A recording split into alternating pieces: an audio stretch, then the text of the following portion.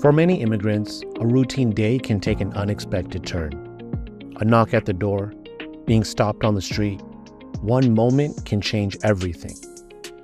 These everyday possibilities bring fear and uncertainty, and too often, people face them alone, unaware of their rights. In today's episode, we sit down with Andrea Reyes, an immigration attorney, about what rights everyone in this country has, what led her to this work, and how we can use knowledge for protection. Welcome to San Francisco Revival, a mission housing podcast. Welcome, everyone, to this crucial episode of San Francisco Revival.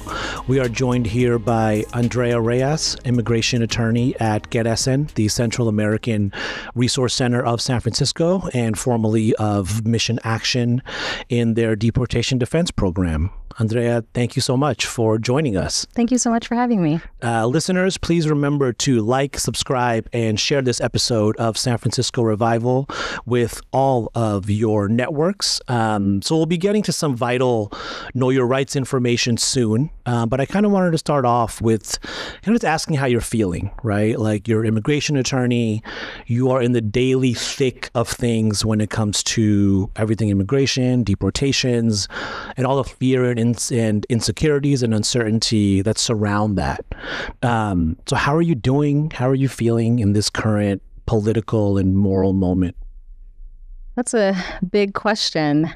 You know, I'm feeling what a lot of folks, I think, are feeling in the community right now, which is a combination of anxiety, fear, but also a lot of hope. I think that that's the most important thing as an advocate to not lose, right, and during these times. But yeah, I mean, I would be lying if I said I wasn't anxious and that there were times where the changes and things that are coming down may feel just like another thing to add to what is already a really challenging profession, challenging work. Yeah, the times are really tough, and it's completely natural. I remind myself, and hopefully everyone can agree with this, it's natural to feel anxious and fear, feel fear, but also hopeful. And I think, yeah, sharing space with you and like having these conversations revive some of that hope as well. Where's that hope coming from?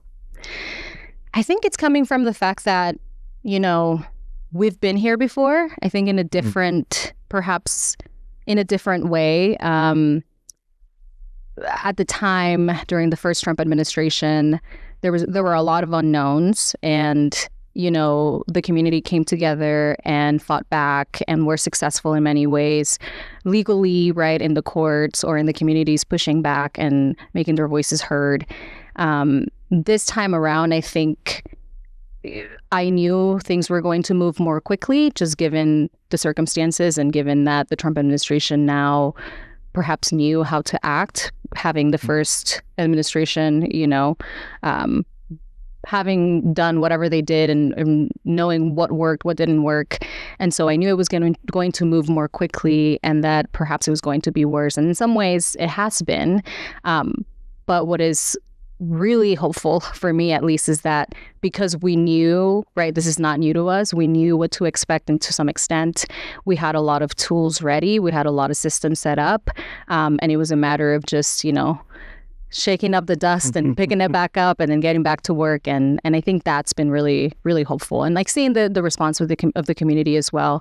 I think you're probably seeing in the news a lot of the reports that, you know, the Know Your Rights are working, right? The people are asserting their rights. And despite what we're seeing in terms of arrests going up, it's not as intense or as massive as people feared because people are asserting their rights. So that hope is really driven by the power of information and community. Excellent. And that is one of the main reasons why we wanted to have you on today, to be able to share that necessary information so that everyday people know, right, and can defend themselves and members of their own communities against any federal immigration enforcement. Before we dive into that next section, though, we want to make it very clear that this conversation is for informational purposes only and should not be taken as personal legal advice. Obviously, every case is different, and if any of our listeners or anyone you know needs legal help, we strongly recommend reaching out to a qualified immigration attorney like yourself or a legal aid organization like the one you work for. That's right. So let's get to these essentials, right? What people need to know. What should immigrants know right now about their legal rights? Yes. So first and foremost, the most important thing to remember is that everybody in the United States, regardless of your immigration status, has constitutional rights. And that is something that perhaps seems very basic, right? But it's so important to remind folks and our community members, undocumented or not, that they have constitutional rights. What those constitutional rights are outlined in this very handy red card. They are under the 4th and 5th Amendment, which provide protection against unlawful seizures, unlawful detention, and unlawful searches. And in the event, depending on when you assert those rights, depend on the circumstances, right?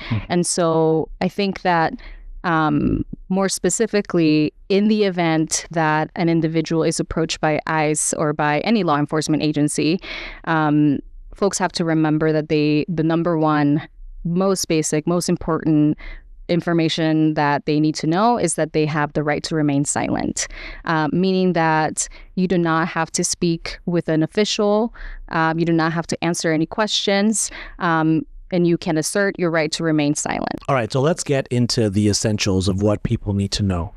So what should immigrants know right now about their legal rights? And what are the most important things to keep in mind if someone is stopped by ICE or other law enforcement? Yes. So first and foremost, the most important thing to remember is that citizens and non-citizens alike, undocumented folks, everybody in the United States has constitutional rights. So very important to remember, very important to remind the community at all times that they have rights that they can assert. What those rights are, of course, and how they assert them, it depends on the circumstances. First and foremost, it's really, really important that folks remember that if in the event that they were to come into contact with immigration officials, let's say they come to look for somebody or they come to a house, folks have the right to not open the door.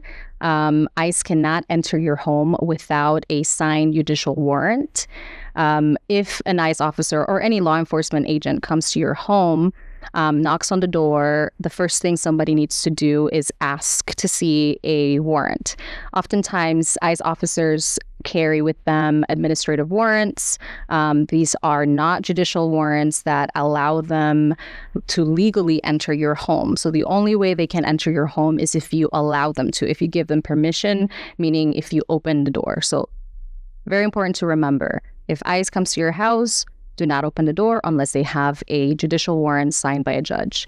How do you ask this? You just tell them, right? Do you have a warrant? Can you put it under the door? Take a look. If it's not signed by a judge, they cannot open or they cannot lawfully enter your home, and you can decline to open your door. And in that context as well, of course, if they start asking questions, right? Because oftentimes ICE will lie and say things like they're doing a specific investigation or they're asking you questions about people in the home. Again, very important to assert your right to remain silent. So you do not have to answer any questions. And you can assert that right by saying, I am asserting my right to remain silent. I'm not going to answer your questions. If they keep going, if they keep asking questions, you can, again, assert your right to remain silent. And of course, you also have the right to speak to an attorney and can assert that as well, that you would not going to answer any questions without an attorney present. And so very, very important. These are threshold, very protective rights that prevent ICE officers prevent them from, entering your home and getting information that they don't have already about you. Yeah. definitely. I see we have these red cards in front of us. Is this something that you can explain and maybe something people can use if ICE or law enforcement comes to their door? Yes, very important. These red cards are really, really great tools for community members to use in the event of a situation that we just described. One side has instructions or rights, the constitutional rights that somebody has, and which we briefly explained. They explain, that you don't have to open the door if an ICE officer or a law enforcement agent comes to your home, that you don't have to answer any questions as you have a right to remain silent, that you don't have to sign anything without first consulting with an attorney. And it describes that you're able to give this card to the officer to assert these rights. And so the backside in English has kind of like a script, right, of the rights you're asserting under the Fourth and Fifth Amendment. So individuals anybody, again, non-citizens or citizens alike, can carry these cards with them. And, in place of expressing those rights, right, you are expressing them by handing these cards as well if you have them. So super important. And also a good reminder of the rights that you do have, right? Like if you're in a situation where you don't know, like, do I have to sign this document? No, you don't, unless you are with an attorney. So very important for folks to access these cards. They're also available online for community members to print themselves, which is really great. But yeah, very great tool for anyone to have. Yeah. And you can slide these underneath the door, That's right? That's the main technique, right? It's, if you're not opening the door, how do you communicate with them? You slide this thing right underneath. That's right. And, of course, folks always ask too, right? Like, what if they don't come to my house? What if I just find them outside? What if they approach me, whether it's in public, in the street, or at work? Yeah. And so, in that case, right, you don't have the threshold of a door where you are preventing someone from entering, though in some circumstances in the workplace, there may be, and we can talk about that a little bit. But if you're in public and an ICE officer approaches you and starts asking you questions, again, most important, silence is gold. Do not answer any questions. Affirmatively assert your right to remain silent. And again, that's really important because unless ICE is specifically looking for you and they specifically have documents that have your name and they know who you are and they know where you're from, most likely they don't have enough information about you and therefore should not have legal reason to be able to detain you.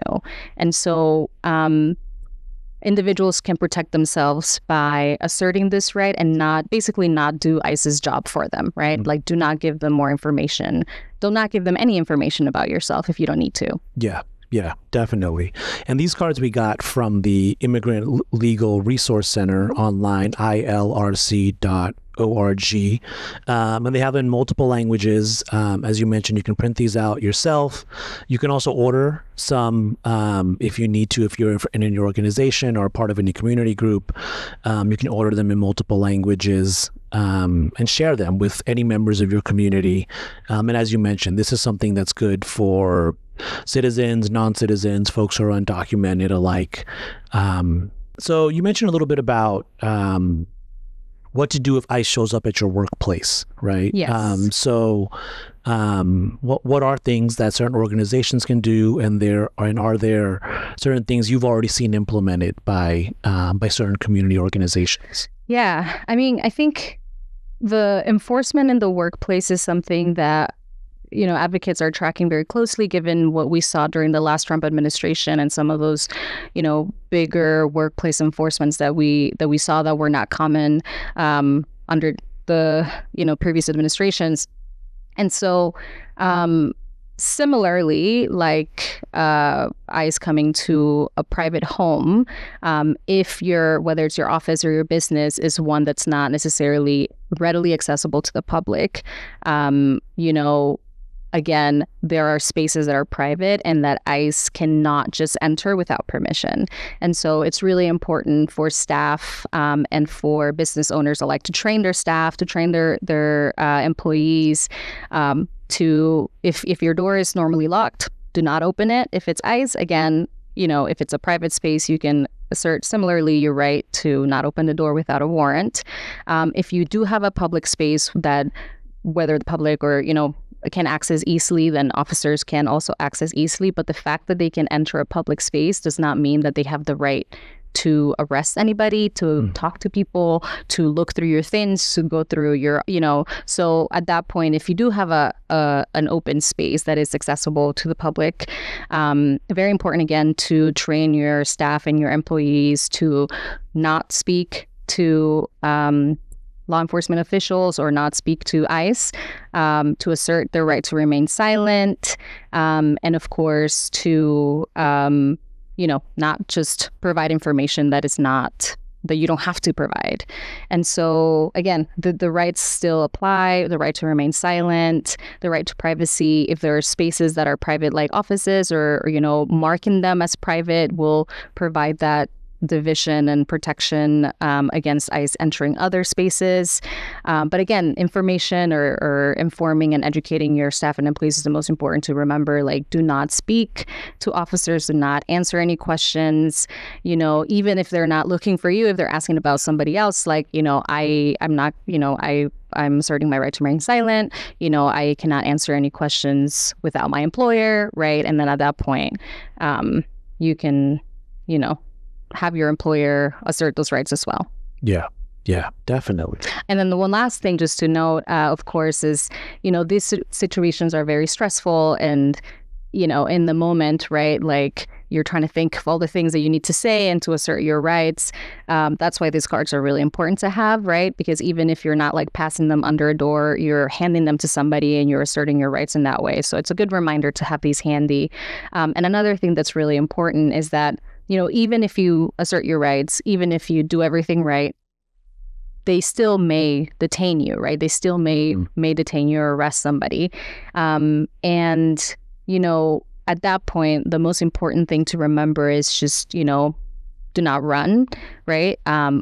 Sometimes when individuals feel like they have to, right? Or they're scared, that just gives immigration more reason or more, they can use that against you, right? In developing that legal cause to be able to detain you. And so, I think resisting arrest, of course, is never a good thing to do. And employers similarly cannot prevent, right? Like, if something is happening, prevent an arrest, but you can certainly document what is happening, take notes, provide information to the person who's being detained. But again, first and foremost, really asserting your right to remain silent and prevent that to get to that point. But if it does get to that point, right, it's like, do not intervene with the arrest if there's happening an arrest, just documenting, take notes, and connect them to resources. Is that something that any ally on the street should also do? If there's any concerned individuals, allies of immigrant communities who also want to help in the ways that they can, and if they're witness to something going on, or even if they're witness to ICE officials out on the street, what would you advise them to do? Yeah, the community plays a big role in protecting each other. And, luckily in places like San Francisco, we have really robust systems in place, like the Rapid Response Network that is staffed by community members and immigration attorneys ready to respond in a situation where there is ICE activity, ICE raids, or somebody is detained. And part of that also involves verifying, right, whether there is ICE activity. And so when somebody, a community member, an ally, witnesses an arrest or something happening, they are able to, well, first of all, without even the Rapid Response Network, they can certainly document, and it's really important to document, taking pictures, taking videos. You can lawfully record and take photos of law enforcement agents. You just have to make it clear that you're doing that, like not in hiding, but like, it's make it obvious that you're recording. You can even, say like, I'm recording this. You have the right to do that. You cannot intervene, right, in the arrest legally that's happening. But like I said, you can document, you can record, you can take notes of what you're observing as what's happening. And then you can try to connect, the community member with resources. And in places, like I said, like in San Francisco, there's a rapid response network phone number, which I don't have handy, but we can certainly maybe add in the information for the podcast. We'll try and put it right here. You can call the rapid response line where folks will respond to verify whether there is ICE activity. Of course, there's a lot of rumors and a lot of fear in the community. And if somebody is detained in San Francisco, advocates, immigration attorneys will respond and try to do a consultation with the person who's been detained. Speaking of San Francisco, we've been a sanctuary city since 1989. Which is supposed to mean greater local protections for immigrants. What does that actually mean in practice and in policy? Yeah. In practice, it means that San Francisco as a sanctuary city is not utilizing or will not utilize local funds, local resources to cooperate with federal law enforcement agencies to detain immigrants. And so in practice, what that looks like is, in order for ICE to arrest individuals, they have to access them. They have a lot of information about people already, but one way that they do most easily access community members is through cooperation with local law enforcement. And so, for example, somebody is arrested, even if they haven't been convicted, they're just being held or charged with something. ICE could ask, local law enforcement to place a hold on that community member and in order for them to pick them up and arrest them. And so what sanctuary policies or the sanctuary city policy in San Francisco does is that it does not allow for that cooperation, under certain limited circumstances, of course, but generally speaking, law enforcement should not be cooperating with ICE in that context. Or I think very importantly that community members need to know in the event that somebody has to call the police to report a crime, right?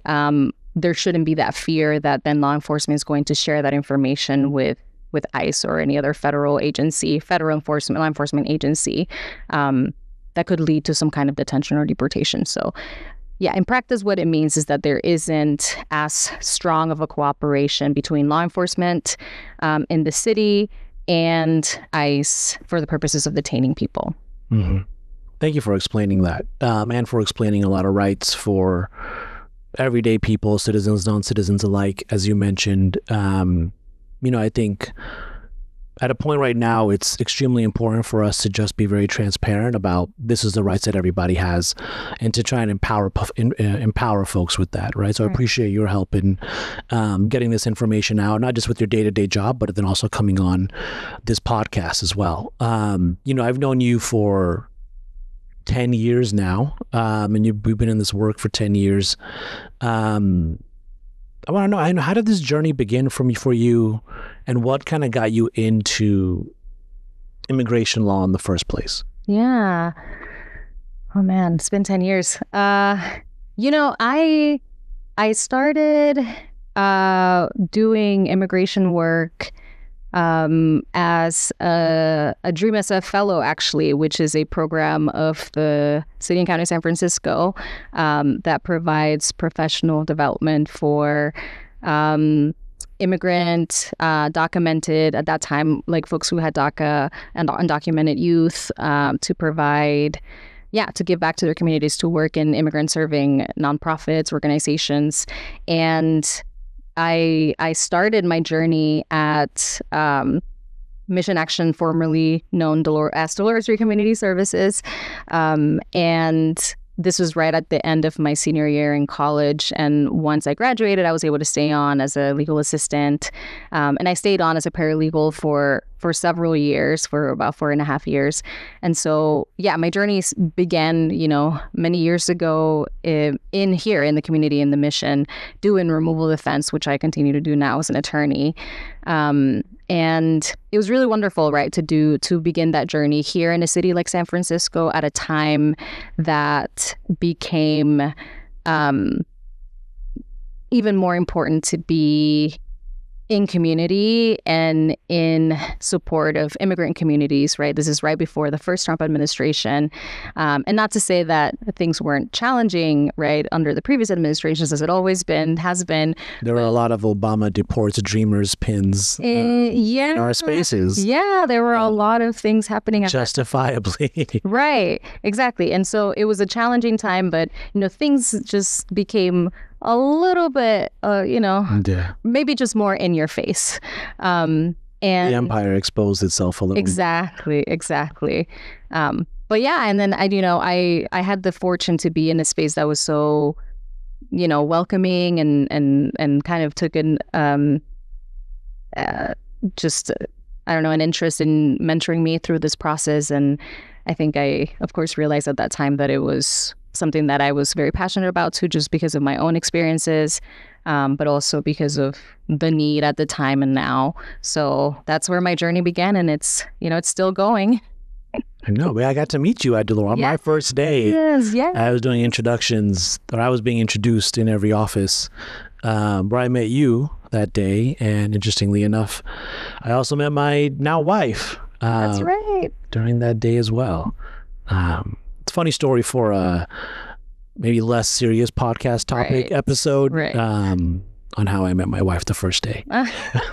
But you know what? Community, it's all full circle, right? Like it's just indicative of like the beautiful community that this city provides, right? And that the mission provides for us. Yeah. So with that being said, thinking about the past 10 years and maybe I guess the next 30, depending on how time relativity goes, what advice would you give to a young lawyer or a young activist, someone in your shoes, who wants to get into immigration law? Yeah. Right now? Well, it's always great to have more passionate people wanting to do this work. So I encourage, anybody and everybody who feels it in their heart, and then this is what you want to do to do it, of course. It's not easy. I think that nothing's ever easy, but I think in these times it's particularly challenging. But I think my advice would be that if there's a time to do something, and if you have the privilege to have the education, to have the license, to have the ability to advocate for somebody else at this time, it's so important to do it. And there's such a great community of advocates ready and willing to support you through that process. One thing that I think makes this profession doable, but especially in an area like San Francisco in the Bay Area, is that folks are so generous with their time and their energy and their expertise. We're all in it for the same reasons. Everybody wants you to succeed because we're not doing this necessarily for a paycheck, though we get paid. We got to survive. But, we do this because it's important work. And so, like I said, there's such a great network of advocates and mentors who are willing to support you through the process. And I would just say, we're always looking for people who are ready to take on the fight. And there are so many of us who are, very, very gladly willing to support that process. Yeah. I mean, it must be a lot of pressure, right? Like in any aspect of the work, whether you're a legal assistant, paralegal, lawyer, in court, because these are families, these are communities, these are people just like us, right? It's hard to imagine it, right? Like obviously on our end, housing is obviously another major component of stabilizing communities, keeping families together. But I think the pressure you all have, especially at times like this, is difficult to compare it to, right? To certain things. And I'm sure obviously difficult to carry on a day-to-day as well. Yeah, it is challenging. And I think the reminder, or one thing that I think allows, perspective, right, is that sometimes with the bombardment of information and doom scrolling and things that can happen at times like this, we can feel really helpless, right? And sometimes even freeze. And I think that's by design. I think the tactics of this administration so far have seen or have been things that are supposed to kind of stop you in your tracks and freeze you, right? Because it's just so incomprehensible, like the cruelty and the just blatant racism, right? And I think being able to see through that and staying grounded is challenging, but it's definitely doable, especially because we can do something, right? We do have the power to, even if you're not an attorney, right? Even if you're not literally like in court or representing individuals, fighting for them to stay here, community members who are spreading information, providing, these red cards, having spaces and having these conversations, it makes a huge difference. And so I think those pockets of community and just solidarity, I think, is what initially we were talking about. Keeps the hope going. Yeah, definitely. I kind of want to take a little bit of a turn right now, mostly because something you were talking, it was honestly the piece around racism that is central to a lot of this. And I think a really clear example of that is, you can also put classism into this, but we know how resources work globally and how race plays into this. And the gold card that President Trump or the feds are putting out, $5 million buys you green card plus benefits and a path to citizenship. They're having a completely different conversation than we are. Yeah. We're talking about red cards, right, to protect yourself from being ripped away from your family. Yeah. But if you have $5 million, you get a gold card. Is wild. Yeah. I'm sure there's been hundreds of dystopian novels and dozens of movies. Yeah. I don't know if they were meant to be prophecies, but here we are. It's, again, like, it's those things that make you like, what is happening? Like, how do you... I think sometimes what I have, because we on our day-to-day practice, which goes beyond the scope of the podcast, but, things change so quickly, policies, even minimum things of like how we practice, like, what information needs to be included in a form, what's going to get rejected, or, things like that can feel so like, this makes no sense. Like, this is so blatantly a waste of resources. This is just feels punitive. This feels like it's just to make our lives so much harder. And so, in those moments when I spiral in those kind of thoughts, you kind of have to stop. And I stop myself and I'm like, I'm trying to make reason of something that is unreasonable. And so I think that's what it's by design, right? It's like doing things and stuff that just make you kind of like, what? Like, what do you mean? And I think that it's meant to do that. It's meant to really make people feel dystopian, like what is going on, and disconnect ourselves from the reality and what's really in front of us, which is, we can fight back, and people are fighting back. And you've probably been following this. And it's, granted, as an attorney, it's been hard for me to follow all of these, but there have been so many legal challenges to a lot of the executive orders that were implemented in the first week. And a lot of them have been successful already, at least just to stopping the implementation of something really harmful. And so people are going to keep fighting back, right? And so we just have to remember and have to keep grounded in that this is so annoying. Like, this is going to keep happening. Like, how, why, but again, like, we cannot make reason of something that just is unreasonable. Yeah. What motivates you to keep fighting back? Yeah. Community. I think community and knowing the power that community, the collective has, in moments like this. And I think back to COVID, right? I think back to COVID and how that was such literally a global pandemic, and it really stopped us, upended our lives completely, right? And I think back to how people really came together and showed solidarity with each other, and really, we literally survived the pandemic, which sometimes I think about and I'm just like, wow, that really happened like 5 years ago. It's kind of wild to think about. Yeah. And this is not to say that this is literally the same thing, but to some people, right, this is very much life altering, right? Like being picked up by ICE, being detained, being separated from your community can alter the rest of your life. You know, how your children, the outcomes of your children's health, their education, their mental health, you know, and all sorts of things that impacts, and just communities and entire communities, not just families. Yeah. But what keeps me going and what I see is how in times like these, community really shows up and comes together to support each other, to share information, to empower people, right? I think that that's one of the most important things that perhaps I didn't mention earlier, but being able to assert your rights, carrying a red card, handing a red card, it's empowering because you're asserting your rights. And so in moments of distress and chaos, power, not panic is kind of what we have to be guided by, the principle that we have to continue going. Because we have a lot more power than we think we do, even though we're constantly told that we don't. We do. And as long as we can remember that and keep going and keep showing up, you know, something's got to stick.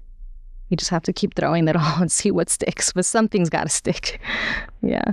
Power, not panic. Power, not panic. I like that. Yeah. That could be a fitting title to this episode. Yes. That'll be pretty nice. I want to end with this, the last question. What's the most rewarding part of your work?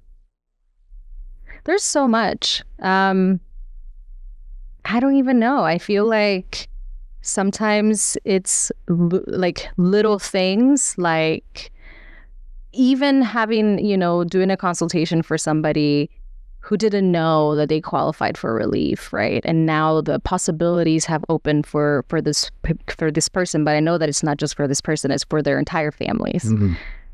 So that can be something that is so simple, right, to us, but it can mean so much. And of course, there's like, you know, you win a case that you fought really hard for, and like that alters, right, the future of this family and the rest of their lineage, right, the rest of their lives. And sometimes it's really just like, you know, getting through all my emails and then being like, okay, I was productive today and I was able to respond to that thing. It really, I think it depends on the day. But ultimately, I think what's like the theme of what is rewarding about the work is that I feel like I'm playing an active role in building a stronger, more informed, more active community. I'm so privileged that I'm able to do this work alongside other advocates who are very passionate about this and who share the same values, and that and that I can just put like my, you know, little grain of salt in the grand scheme of things. That's something that I like to remember as well as an attorney. You know, I'm not here to save anybody. I'm not here to I know that it's life-changing, and I know the things that I'm doing are impactful to people in their communities. But at the end of the day, you know, I'm only but one step or one tool, right, in the grand scheme of somebody's life. And so being able to play a role in that is it's really rewarding. And also just do the work from a place of empathy and compassion, and know that, you know, even in the circumstances being really tough, people have so much agency and control and power over their lives. And I think that's, I don't know. I said a lot, but basically being able to be a part of people's empowerment too. I think it takes a lot of courage and a lot of bravery to come face to face in the systems, like for clients, right? For them to be able to decide, you know, to apply for something, to fight their case. It takes a lot of courage and bravery, and I'm just always so honored to be able to help in that process. Andrea, thank you so much for all your work, for your time, for educating and explaining people's rights for us here. I think this was a great interview. We'll likely have you back as things are going to be changing. As you mentioned, we know these things are always in flux. Right. And we look forward to the next conversation, and good luck. Thank you for keeping families together and people here, and we'll continue trying to keep people trying to get them housed and keep them housed. Yes. Thank you so much. Yeah, thank you. Another reminder for our listeners, please like, subscribe, and share this episode of San Francisco Revival with everyone in your network, anyone who needs to hear it. Thank you so much.